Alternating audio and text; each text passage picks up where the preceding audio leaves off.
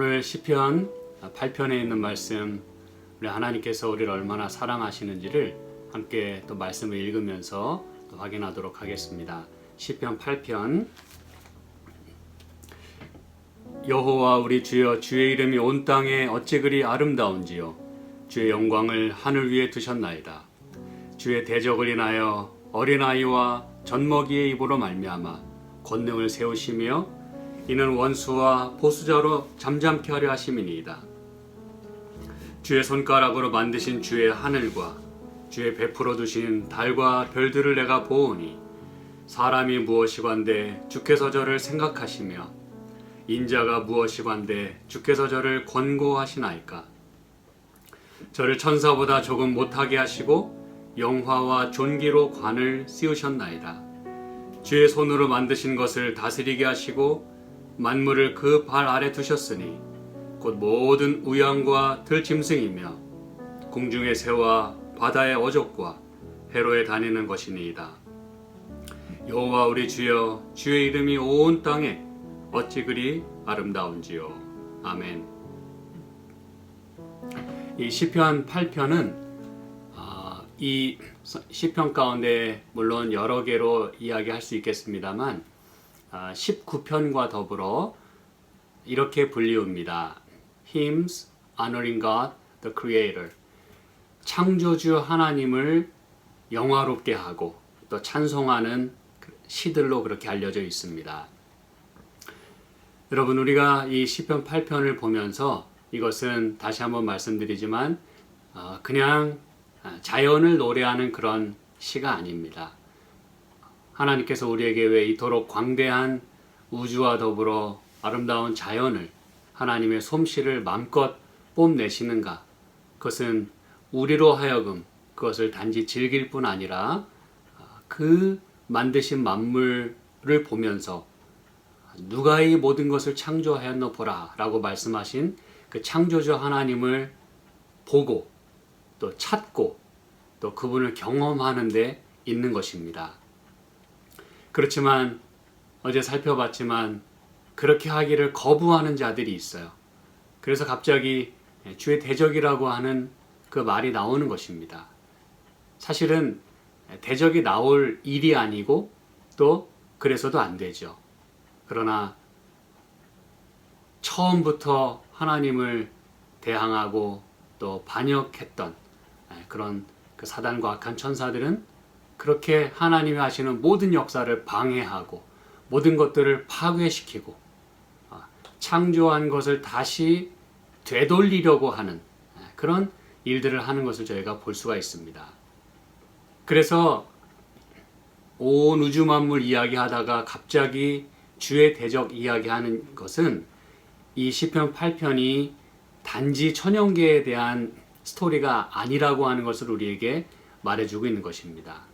이것은 하나님께서 온 우주 가운데 가장 작은 그런 지구에 사는 우리를 얼마나 사랑하시고 케어하시는지를 말해주고자 이 모든 말씀들을 우리에게 허락해 주시는 것입니다. 바로 메시아로 이 땅에 오셔서 그 망가진 인류 그리고 거의 파괴되어 가는 그런 지구를 하나님께서 구원하시기 위하여 모든 플랜을 계획하시고 또 이 땅에 오셔서 이루셔야 할 많은 일들을 진행해 오실 때에 사단은 그것을 끊임없이 방해하고 예수님이 이 땅에 오시는 것 자체를 막기 위하여, 왜냐하면 그렇게 되면 맨 처음 주셨던 그 약속대로 그 복음처럼 자기의 머리가 상하게 되는 일이 있기 때문에 그렇게 이 땅에 여자의 후손이 오는 것을 허락할 수가 없었던 것이죠. 그래서 주의 대적으로서 항상 그렇게 반대를 해왔던 것입니다. 하지만 하나님은 끝까지 그 일을 이루시고, 그래서 4절에 사람이 무엇이건대 인자가 무엇이건대 그런 인류를 위하여 주께서 구속을 행하셨던 것입니다. 이 사람과 인자는 우리의 모습을 보여주기도 하지만 그러나 그러한 사람과 인자가 되신 예수님을 말해주고 있는 것입니다.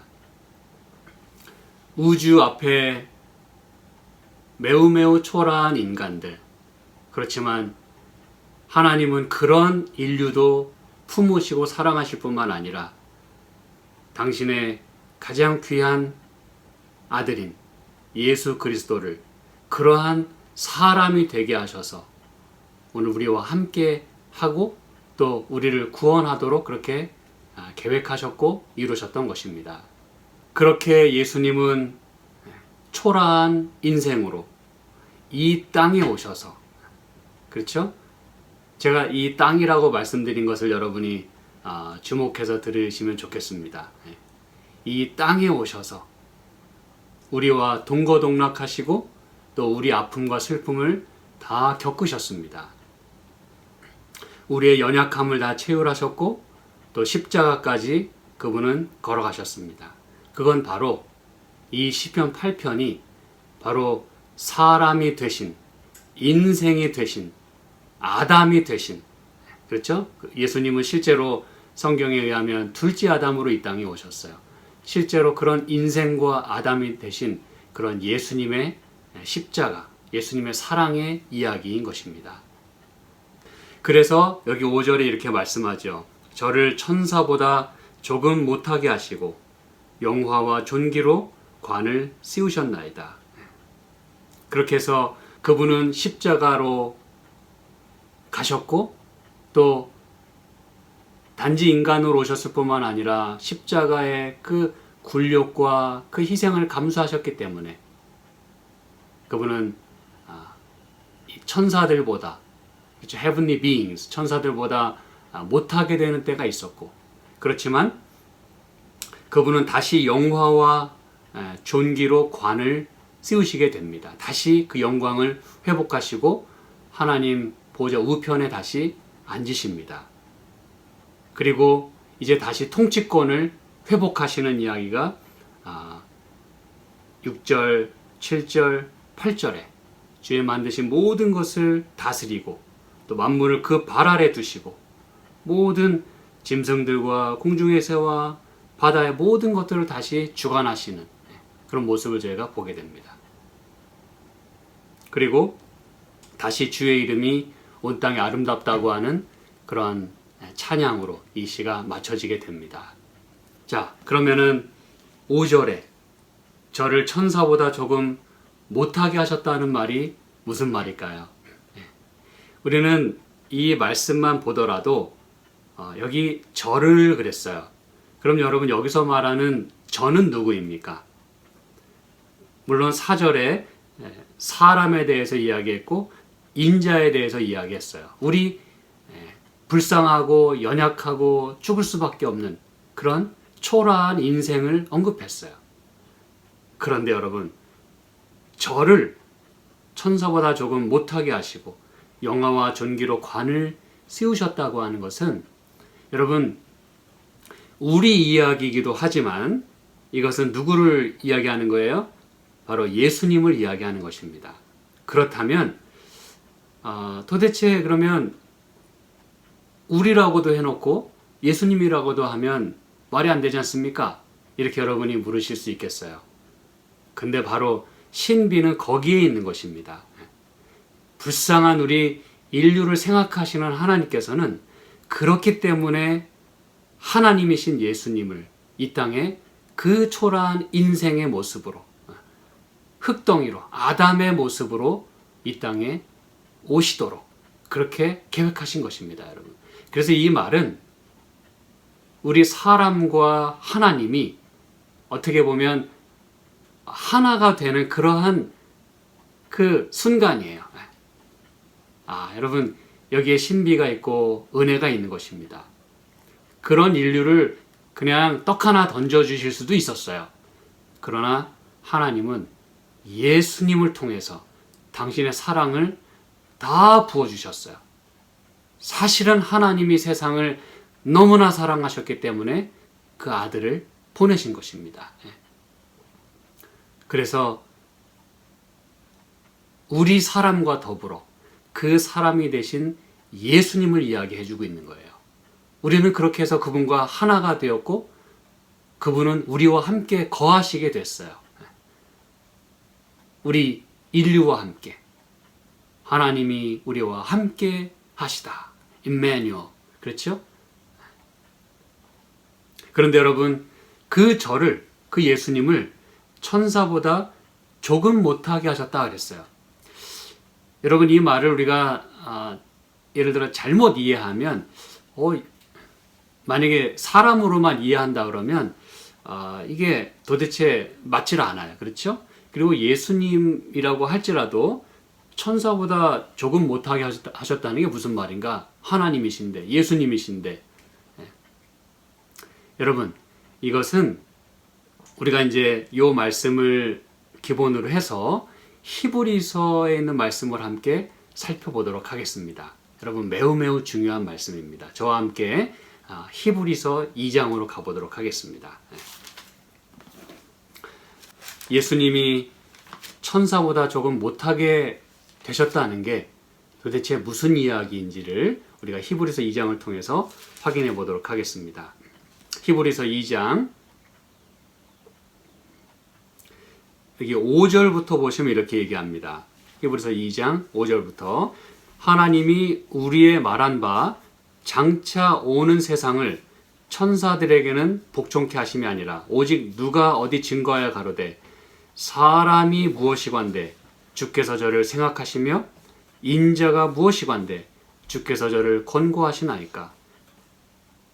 저를 잠깐 동안 천사보다 못하게 하시며 영광과 존귀로 관 씌우시며 만물을 그 발 아래 복종케 하셨느니라 하였으니 만물로 저에게 복종케 하셨은즉 복종치 않은 것이 하나도 없으나 지금 우리가 만물이 아직 저에게 복종한 것을 보지 못하고 오직 우리가 천사들보다 잠깐 동안 못하게 하심을 입은 자 곧 죽음의 고난받으심을 인하여 영광과 존귀로 관쓰신 누구를 보니 예수를 보니 이를 행하심은 하나님의 은혜로 말미암아 모든 사람을 위하여 죽음을 맛보려 하심이라. 아멘. 여러분, 그렇습니다. 그래서 우리는 지금 시편 8편에서 말하는 그 사람, 그 인자가 누군지를 이 히브리서 2장에서 분명히 확인했습니다. 그분은 누구시라고요? 예수시라고요. 근데 왜 그렇게 되셨다고요? 우리를 위해서 죽음을 맛보게 하기 위하여 그렇게 되셨대요. 그런데 여러분, 여기 저를 잠깐 동안 천사보다 못하게 하셨다 그랬어요. 그리고서 다시 그분은 영광과 존귀의 관을 쓰셨다 그랬어요. 여러분, 아까 시편 8편에서는 천사보다 조금 못하게 하시고 그랬어요. 표현 자체가. 그런데 히브리서 기자는 그게 무슨 말인지를 이렇게 해석하고 표현하는 것입니다.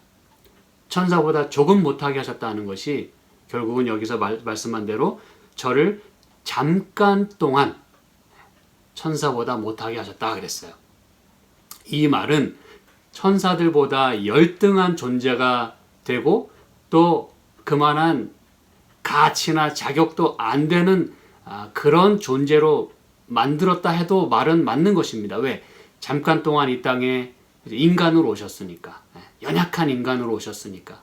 근데 여러분, 이것은 예수님이 천사보다 아주 열등한 존재가 됐다고 이야기하려는 게 포인트가 아니라 잠깐 동안 그저 우리를 위해서 낮아지셨다고 하는 걸 말하고자 하는 것입니다. 여러분, 무슨 얘기인지 아시겠죠? 그래서 천사보다 조금 못하게 하셨다는 것은 우리를 위하여 매우 낮아지신. 그래서 빌립보서 2장에서 그렇게 말하지 않습니까? 그렇죠?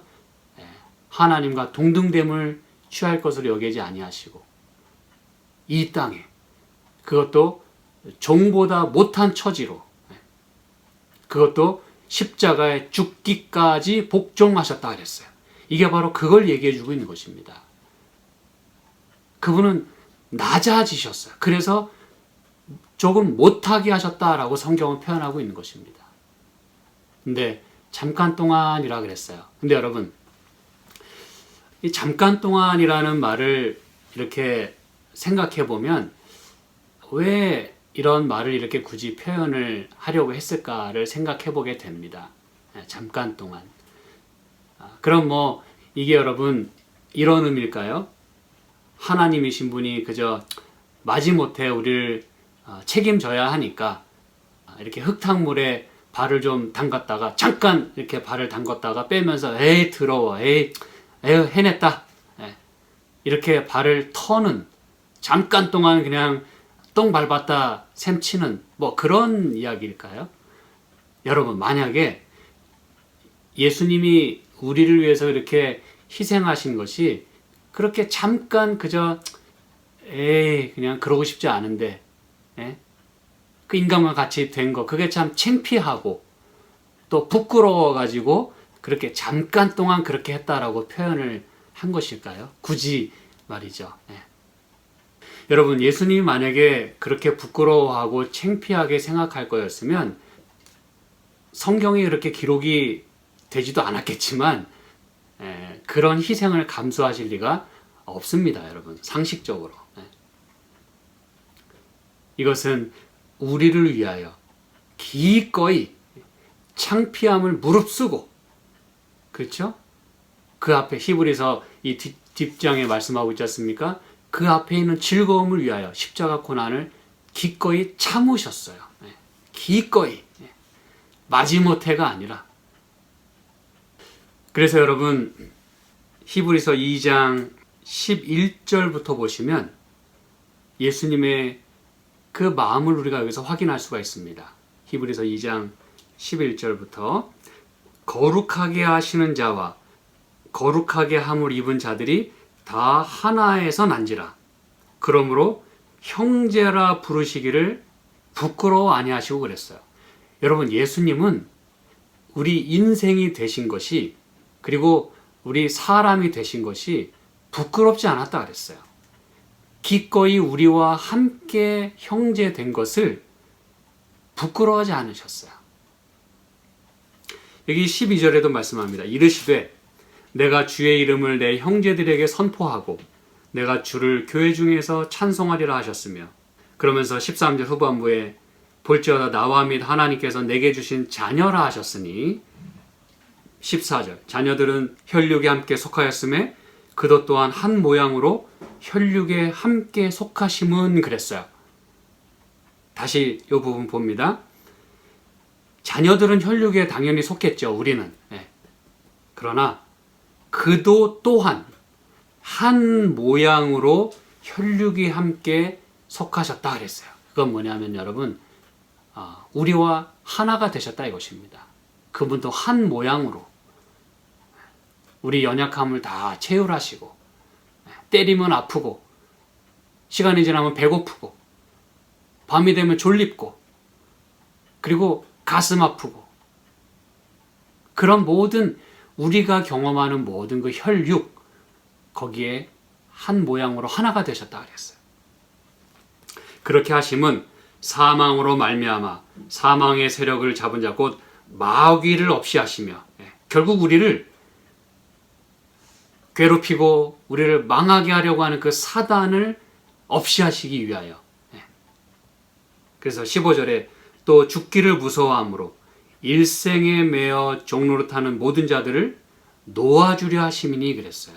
여러분 예수님은 우리를 해방시키기 위해서 사단의 속박으로부터 우리를 건져내시기 위하여 죄로부터 구원하시기 위하여 우리의 자유를 위하여 그분이 이 땅에 갇히셨어요.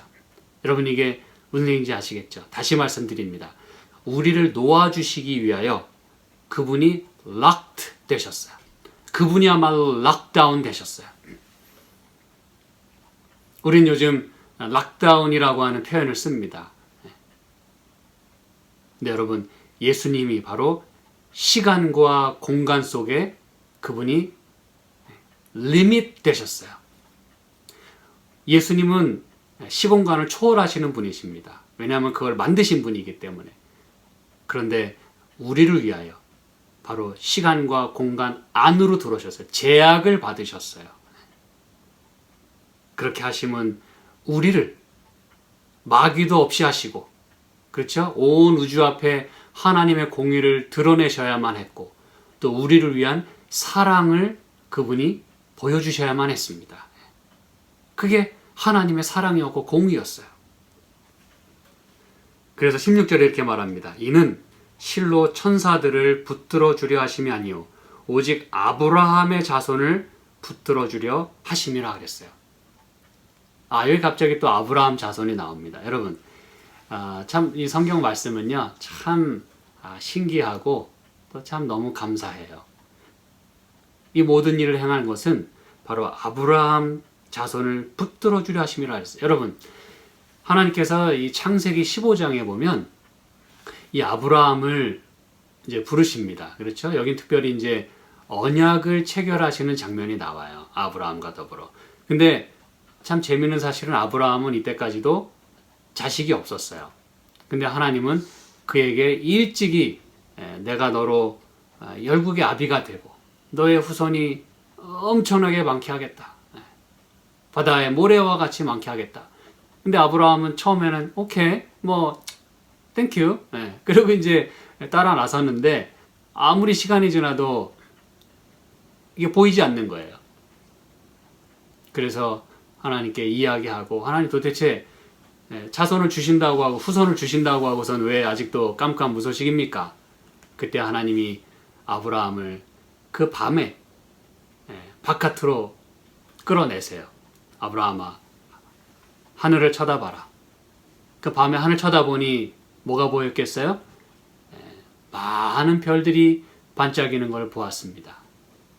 그때 하나님은 말씀하시죠. 내가 너의 자손을 이 하늘의 뭇별과 같이 많게 하겠다라고 약속을 하십니다. 여러분, 이게 바로 하나님의 언약이에요. 근데 여러분, 가만히 생각해 보세요. 그 아브라함의 자손이 그렇게 뭇별과 같이 많아진다면 하나님의 부담은 점점 줄어들겠습니까? 아니면 커지겠습니까? 상식적으로 생각해 보세요. 범죄한 인류예요. 말 안 듣는 백성들이에요. 자기 멋대로 사는 인간들이에요. 근데 하나님은 그런 자손들을 뭇별과 같이 하늘의 그 무수한 별들, 우리가 어저께 잠깐 언급했습니다만 셀 수도 없고 끝도 없는 그 우주의 그 별들처럼 많게 하겠다. 그럼 여러분, 그 부담은 고스란히 누구에게 가겠습니까? 여러분, 하나님은 그거를 감수하시겠다는 거예요. 아무리 말 안 듣고 고집불통인 사람들이라도 내가 다 케어할게. 내가 너희를 사랑한다. 그 한 놈이라도 신경 쓰고 골치 아프고 힘들어 죽겠는데 뭇별과 같이 많게 하시겠다. 근데 여러분, 예수님은 그 모든 세상의 죄를 다 지고 기꺼이 십자가로 가시겠다고 그렇게 말씀하시는 거예요. 그래서 여기 오직 아브라함의 자손을 붙들어 주려 하심이라. 여러분, 이건 보통 이야기가 아닙니다. 그 별만도 못한, 그렇죠? 그 별에 비하면 지구는 아무것도 아니에요. 뭐 빛나지도 않아요. 그런데 그 말 안 듣는 지구, 그리고 그 지구의 그 작은 먼지 같은 우리 인류를 그렇게 생각하시고 그들을 붙들어 주기 위하여. 17절, 그러므로 저가 범사의 형제들과 같이 되심이 뭐라고 표현했어요? 히브리서 2장 17절, 마땅하도다 그랬어요. 도대체 이게 여러분 무슨 이야기입니까? 이게 무슨 뚱딴지 같은 소리입니까? 저가 범사의 형제들과 같이 되심이 참 감사하도다, 이렇게 표현해도 우리는 할 말이 없어요. 그렇게 표현해도 모자랍니다. 하나님의 사랑과 은혜에 비하면 우리 형제들과 같이 되심은 정말 측량할 수 없는 사랑이고 신비다, 이렇게 표현을 해도 모자랄 판에 뭐라 그랬다고요? 마땅하도다 그랬어요. 이게 도대체 무슨 얘기입니까, 여러분?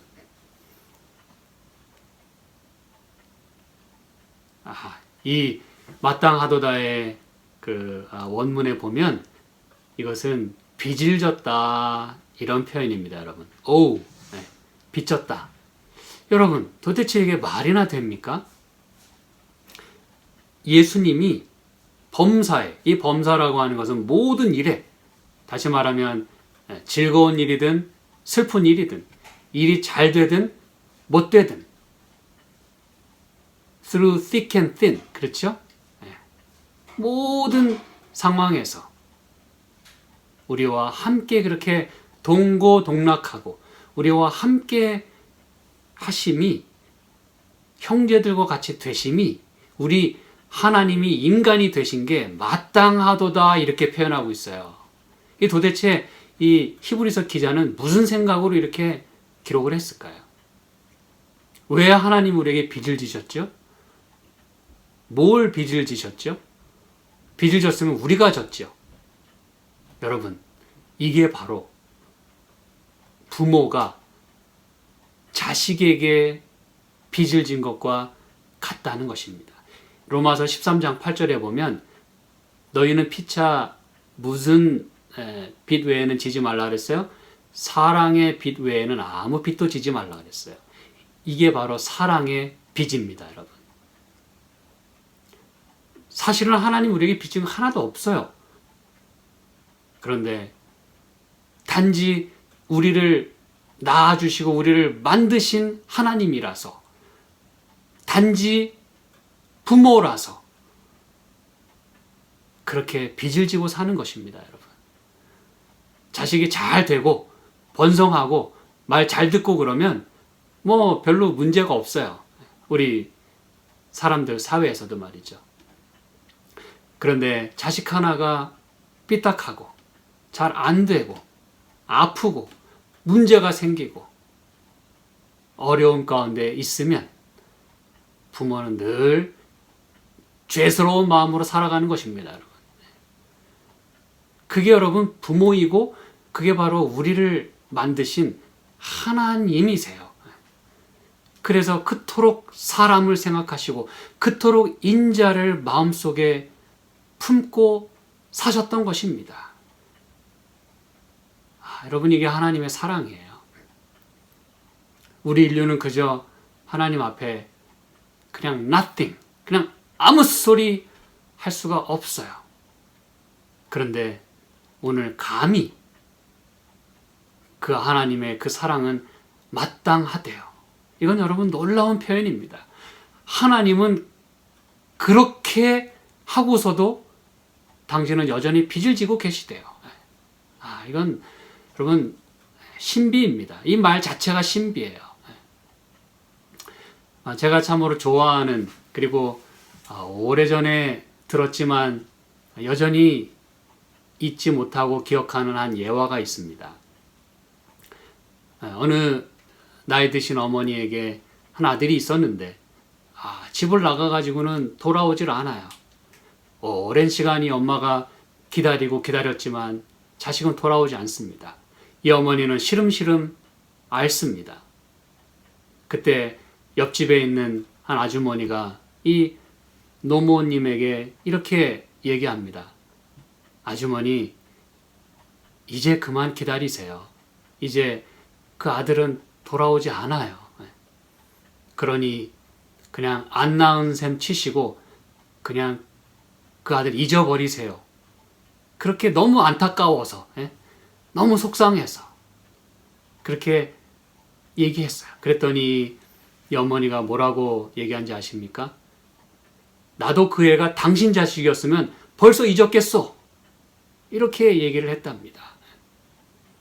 여러분, 부모는 자식을 그렇게 잊을 수가 없는 거예요.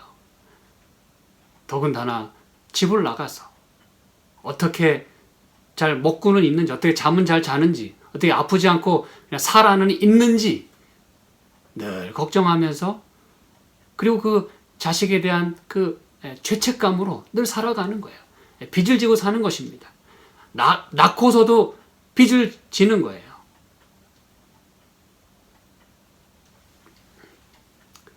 이게 바로, 여러분, 이게 바로 하나님의 사랑인 것입니다.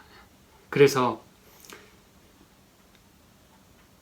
저가 범사의 형제들과 같이 되심이 마땅하도다. 이는 하나님의 일에 자비하고 충성된 대제사장이 되어 백성의 죄를 구속하려 하심이라 그랬어요. 여러분, 이게 예수님의 그 십자가의 희생뿐만 아니라 그 너머까지, 오늘 이 시간까지, 그리고 앞으로도 영원히 자비하고 충성된 무엇이 되고자 하셨다고요? 대제사장이 되고자 하셨다 그랬어요.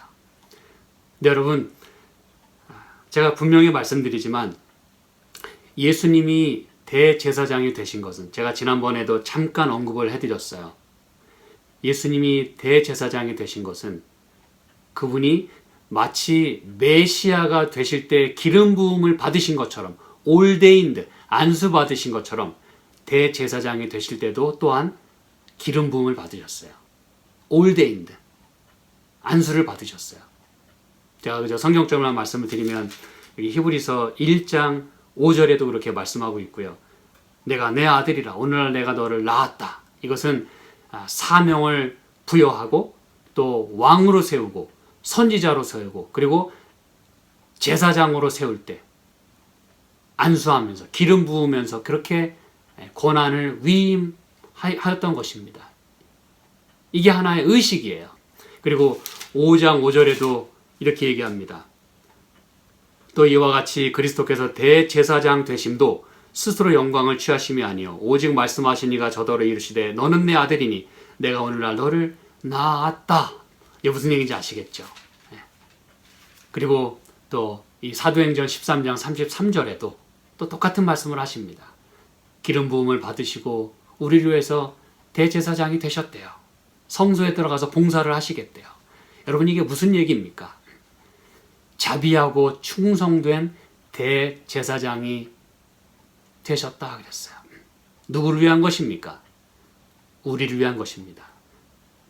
근데 여러분, 대제사장은 하나님께 백성을 대신해서 그들을 위하여 중보했던 사람이었어요. 다시 말씀드립니다. 대제사장은 사람을 대표해서 하나님께 탄원하는 사람이었어요. 중보자였어요. 과거의 모든 성소 제도에서도. 근데 여러분, 예수님이 잠깐 이 흙탕물에 진흙탕에 발 한번 담그고 쏙 빼고 어디 냅다 하늘로 도망가셨다고 이야기하는 대신에 그게 너무 부끄럽고 창피하고 그래서 그냥 잊어버려야지. 그런 게 아니라 오히려 잊어버리는 대신에 오히려 영원히 사람을 대표하는 그냥 사람으로 남아 계시겠대요. 그분은 하나님이시기 때문에 하나님이세요. 그런데 우리와 형제가 되신 것을 부끄러워하지 아니하시고 끝까지 형제로 남아 계시겠대요. 이 대제사장이 되셨다고 하는 것은 인간과 상관없이 냅다 도망가신 분이 아니라 우리를 위하여 끝까지 우리 죄를 속하기 위하여 자비하고 충성된 대제사장이 되셨다 그랬어요. 변함없이 신실하게 충성되이 여전히 우리와 엮이셔서 우리를 위해 구원을 위하여 인간의 속성을 그대로 가지신 채, 다시 말하면 인성을 여전히 취하신 채, 여러분, 백성을 대신하려면, 다시 말해서 사람을 대신하려면 사람이 아닌 사람은 사람을 대신할 수 없습니다. 맞습니까, 여러분? 하나님을 대표하려면 하나님이셔야 돼요. 무슨 얘기인지 아시겠죠? 하나님이 아닌 사람이 하나님이 가라사대 그러면서 하나님이 행세할 수가 없어요. 하나님의 모습을 드러내려면 하나님이셔야 돼요. 반대로 인간의 연약함을 하나님 앞에 호소하기 위해서는 인간이셔야 가능합니다. 이게 그 얘기입니다, 여러분. 그게 바로 대제사장이에요. 근데 그분은, 예수님은 이 하나님의 일에, 다시 말하면 하나님께 드리는 모든 이 서비스, 이 서비스 투 갓이라고 돼 있어요. 하나님께 하는 모든 그 서비스를 위해서, 다시 말하면 우리의 죄를 중보하고 또 희생을 그렇게 기리고 또 모든 백성의 죄를 끝까지 속죄하시는 그 일에 자비하고 충성된 대제사장이 되셨다 그랬어요. 이게 바로 사람이 되신, 인생이 되시고 인자 아담이 되신 예수님의 모습을 말해주고 있는 것입니다. 저는 이제 말씀을 제가 종반부로 이끌고 가면서요, 이렇게 사람이 되시고 끝까지 우리 인류와 함께 남아 계시고 우리 인류를 대표하시고 중보하시겠다는 그런 예수님의 그 의지와 그 사실을 우리는 시편 8편 마지막 절에서 다시 한번 확인해 보기를 원하는 것입니다. 9절입니다. 시편 8편 9절. 여호와 우리 주여, 주의 이름이 온 땅에 어찌 그리 아름다운지요 라고 말합니다. 여러분, 이 말씀은 뭐 특별한 게 없어요. 그렇죠? 뭐 1절에서도 이렇게 노래하지 않았습니까? 여호와 우리 주여, 주의 이름이 온 땅에 어찌 그리 아름다운지요. 근데 여러분, 저는 이 말씀을 제가 이렇게 묵상하고 또 이런 것들을 보면서 참 놀라움을 금치 못합니다. 왜 그런지 아십니까?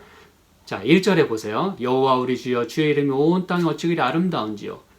9절에도 똑같이 이야기합니다. 그런데 1절에는요, 주의 영광을 하늘 위에 두셨나이다 그랬어요.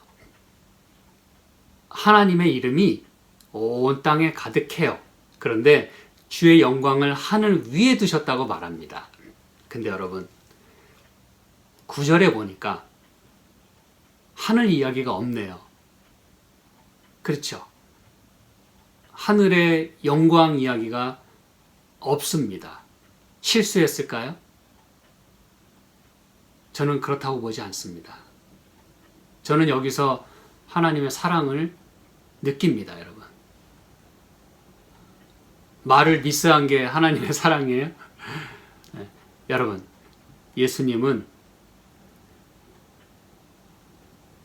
온 땅에 그분의 이름이 충만해요. 만드신 만물 가운데. 그리고 그분은 영광의 하나님이셨고, 그리고 온 우주를 통치하시는 권능의 창조주이셔요. 그런데 여러분, 그분이 이 땅에 낮아지셨어요. 어디서? 이 땅에. 제가 아까 이 땅을 한번 강조했지 않습니까? 이 땅에, 그 온 우주의 뭐 코딱지는 뭡니까? 보이지도 않는 그런 지구에 당신 자신을 락다운 시키셨어요. 우리 연약한 사람이 되셨어요. 흙덩이 몸을 갖고 이 땅에 태어나셨어요. 이 땅에. 그럼 여러분, 이 땅은 그분의 어떻게 보면 고향인 것입니다. 이 땅이 그분의 집이에요. 그럼 제가 무슨 말씀을 드리려는지 이제 아시겠죠? 하늘의 모든 영광을 다 버리시고 이 땅에 우리를 구원하기 위하여 그렇게 낮아지셨어요. 그리고 이제는 이 땅에 당신의 이름을 두시고 당신의 인재를 두시고 당신의 모든 사랑과 관심과 정열과 노력과 희생과 심지어 죽음까지도 이 땅에서 행하셨어요. 한마디로 이 땅에서 뼈를 묻으셨어요. 이게 예수님의 마음입니다. 내가 너희와 영원까지 항상 함께 하겠다고 그분은 약속을 하셨어요. 잠깐 왔다가 도망가신 게 아니라, 도망가실 거면 아예 오지도 않으셨죠. 근데 여러분, 영원히 우리와 함께 하기 위하여, 그리고 영원히 우리의 대표자가 되시기 위하여 이 땅에 당신의 모든 것을 다 두셨어요. 그리고 나니까 이 온 땅에 여호와의 이름이 가득한 거예요. 그분의 사랑이 편만한 거예요. 자비가 가득한 거예요. 그래서 시편 기자는 마지막에 이렇게 노래하는 것입니다. 여호와 우리 주여, 주의 이름이 온 땅에 어찌 그리 아름다운지요. 사랑하는 여러분, 그분의 모든 영광과 그분의 이름을 이제는 이 땅에 두셨어요. 우리를 위해서 말이죠. 찾지는 않겠습니다만 요한계시록 21장에 보면 우리 구원받은 자들이 하늘에 올라갑니다. 그렇죠? 근데 여러분, 구원받은 자들이 하늘에서 영원토록 사나요? 네, 그거 한번 생각해 보셨습니까?